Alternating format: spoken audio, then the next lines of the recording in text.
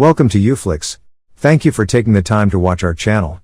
Today YouFlix will summarize the film entitled It is October of 1986. The movie is set in the Hwasong province of South Korea, where a woman has been found dead near a field. The cops are immediately informed by the villagers, and head detective Park Do-mon arrives at the scene. He checks inside a sewer and finds the decomposing body of the victim. It is clear that she was treated inappropriately before her murder. After inspecting the scene, Do-mon returns to the station and starts interrogating various suspects for the crime. However, the process is very tedious, as he uses a typewriter. Do-mon takes pictures of all the suspects, and Kwon Ki-ok, a female detective, arranges them in a book. He stares them in their eyes as he believes he can identify the perpetrator through eye contact. Just then, they are informed that another woman has been murdered in the same area. Do-mon rushes to the scene and finds a footprint, which he assumes can serve as a clue. Unfortunately, before he can have a better look at it, a tractor drives over the footprint and destroys it. As a result, Do-mon ends up back at the station without any evidence collected. I hope he arrested that tractor. Several months pass by and it appears as if the case has gone cold. But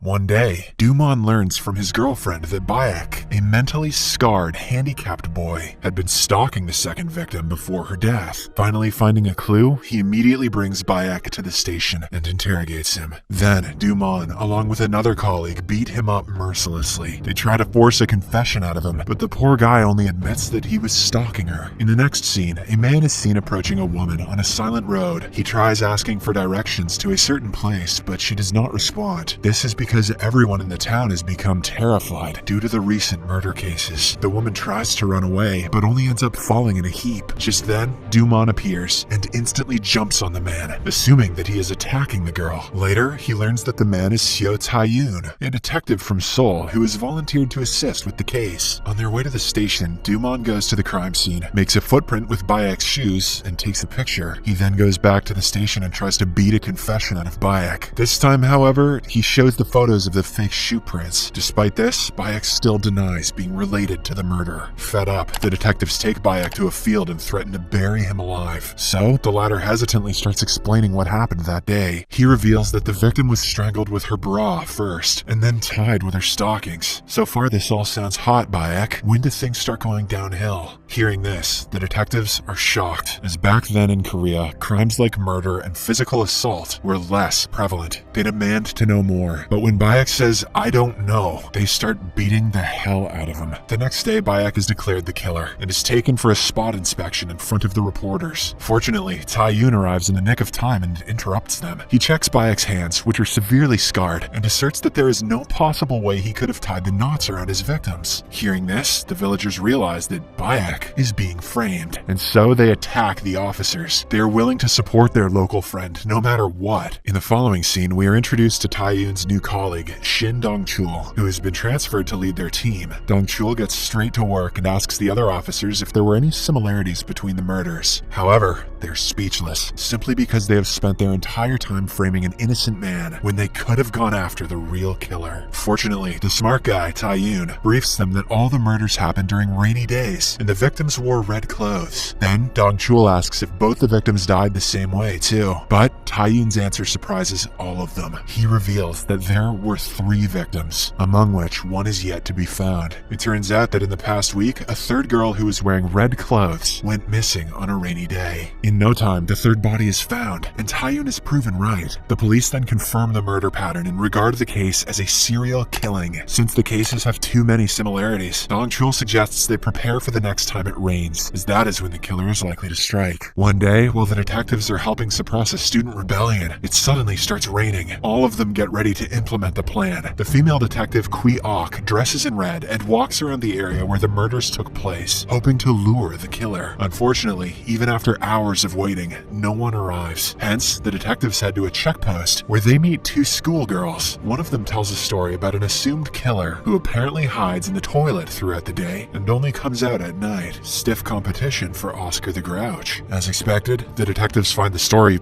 hilarious, and they simply laugh it off. Meanwhile, we see a lady at home listening to the radio when she gets a call. The person on the other end asks her to immediately visit him. The lady, who is wearing a red jacket, decides to switch it, hoping she doesn't get attacked. Once she gets out of her house, she starts humming a song to keep herself distracted. But just as she reaches the fields, she hears someone whistling, which makes her stop in her tracks. The woman knows what's lurking in the dark, so she attempts to make a run for it. Unfortunately, before she can call for help, a man suddenly pounces on her. The next day, the detectives find her lifeless body. The rainy day toilet boy strikes again. Just like the others, she has been strangled to death with her own undergarments. Later, at the police station, Kwiok insinuates that she has something important to show. She brings what looks like a list of songs played on the radio and reveals that the same song was played every time a murder occurred. Kwiok further discloses that a person requested the song to be played on rainy days, which coincidentally matched the murder dates. Dumont just laughs it off, which is ridiculous. What kind of detective does Dumont think he is? But Dong-chul and Tae-yoon look for information regarding it. Hoping to find the postcard with the song request, Tae-yoon goes to the radio station, but ends up disappointed, as they have already thrown it away. Dumont, on the other hand, goes to the crime scene with one of his colleagues, Yoon-ho, and spreads a talisman around, believing that the perpetrator's face will appear on it after it dries. Just then, they hear some footsteps approaching, prompting them to hide in the bushes. The two believe that it is the murderer, but to their dismay, Tae-yoon has arrived to inspect the scene. But suddenly, they hear another person approaching, so Tae-yoon also hides on the other side. After a while, a man appears and starts pleasuring himself to a woman's lingerie. Probably just a coincidence. The detectives witness this and become disgusted. Just as Yoon-ho is ready to move, he accidentally makes a sound that alerts the man, prompting him to run away. The detectives also run after him and eventually catch him near a construction site. After taking the pervert into custody, they question him mercilessly. However, the man claims that he didn't murder anyone. He was only fulfilling one of his sick fantasies. As the investigation continues, the detectives find out that the pervert is actually a very diligent person who takes good care of his family. Outside, the villagers find out about it and start protesting for the release of the man. They are fed up with police brutality and discrimination. Hey, let us be perverts, you guys. Yeah, let us kill people. I mean, let us be perverts, yeah. Frustrated that the investigation is going nowhere, Tae-yoon goes to meet the girls who told him about the rumored murderer hiding in public toilets. After talking to them, he goes to the said toilet and finds a woman there. Initially, she doesn't open the door, but when Tae-yoon mentions that he is a detective, she agrees to help. The woman then leads him to a house where the rumors began. It belongs to an extremely terrified lady who is a survivor of a similar attack. Tae-yoon listens to her story and realizes that the lady was also attacked by the serial killer they are looking for. However, the only useful piece of information he learns is that the perpetrator had very soft hands. So, he rushes back to the station and checks the pervert's hands. When he confirms that they are not soft, he lets the innocent man go, much to the annoyance of Dumont. Just then, Kwiok turns on the radio where the murderer's song is playing. Coincidentally, it has started raining as well. Realizing that a murder is about to take place, Kwiok rushes to the radio station to get the postcard. Unfortunately, just after an hour, they find another dead body. She has something stuck in her private part. It is a small piece of peach. On the other hand, Kwiok finally finds the postcard at the radio station and learns that it belongs to Hyun-gyu, a factory worker. They immediately take him into custody, and the first thing Tae-yoon does is check his hands. Surprisingly, it fits the description, as they are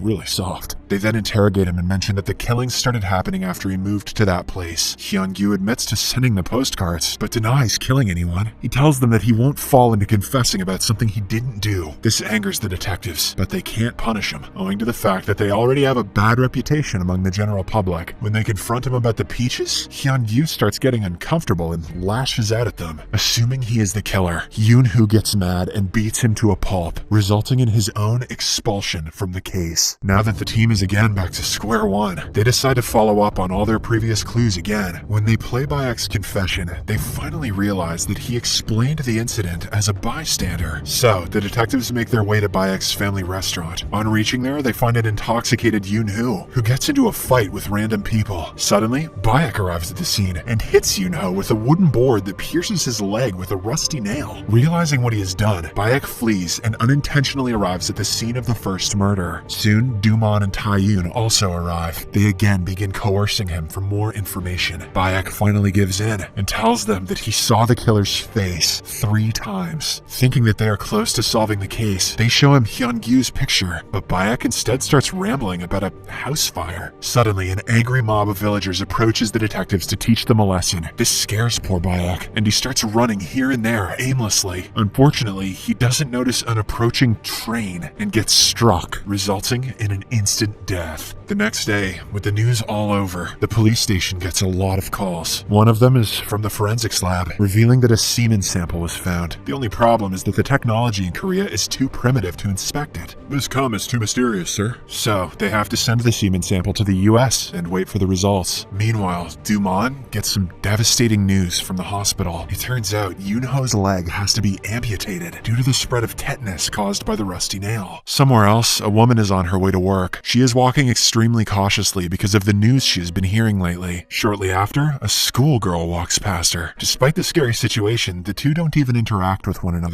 Suddenly, a man approaches the schoolgirl from behind and takes her away. He then ties her up, does mean things to her, and finishes her off brutally. The next day, Taeyoon rushes towards the scene filled with reporters. The body of the schoolgirl has been found, and by the looks of it, the culprit is yet again the serial killer. Taeyoon realizes that the victim is the same girl who directed him to the toilet woman. Devastated that he couldn't help her, he dashes towards Hyun-gyu and starts beating him up. Taeyoon also brings out his gun, ready to finish him off. But just then, Dumon appears with the DNA results of the semen. It reveals that Hyun-gyu is actually innocent. With this, the detectives are once again back to square one, with no clues of who the murderer is. So, a few days later, the case is eventually closed. The movie then skips to the year 2003, where Dumon is having breakfast with his family. He is now retired from the force and has become a successful businessman. One day, he goes to the same crime scene, which was once filled with the dead bodies of women. Dumon looks at the drain where he found the first body, when suddenly, a little girl walks up to him. She reveals that another man was checking the drain some time ago, just like him. The movie ends as a shocked Dumon looks at the camera, realizing that the killer may still be around. The movie is based on a true story about South Korea's first serial killer. In total, he killed 15 women, and the case remained unsolved for 30 long years. When Memories of Murder was released, the case was still a mystery. But in 2020, using the help of advanced medical forensics, the killer was finally revealed to be Lee Chun-jae. He is now serving a life sentence. Too bad they couldn't catch him earlier, so this movie could have a satisfying ending. Thank you for watching.